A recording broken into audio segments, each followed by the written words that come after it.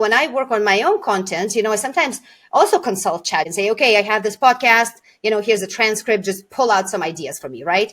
Right. And it starts writing out stuff, I start looking at it, I'm like, this is not how I talk, So I humanize it to me. It's very important to humanize it. I love that you said that. You're using chat to brainstorm, to give you ideas, but your voice is still your voice. Exactly. Like it's against that's just me. It's against my personal nature to copy paste because it gives a too perfect of a structure.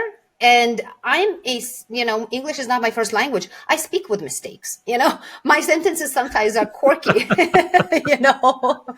so when it gives us perfectly structured with the words that I would never use that are, from literature.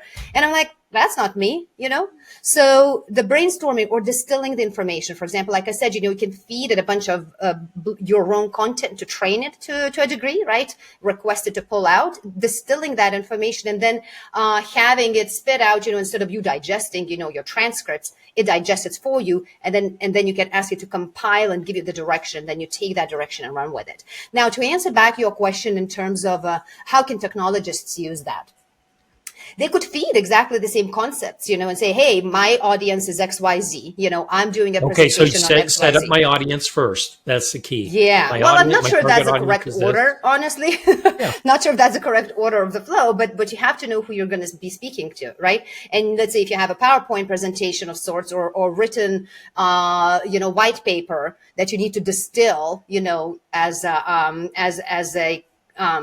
as a simplified form of communication, then you give that prompt and you give that direction to distill it, to humanize it, right? But my advice always is just don't take as is, proofread it, bring it to your own voice.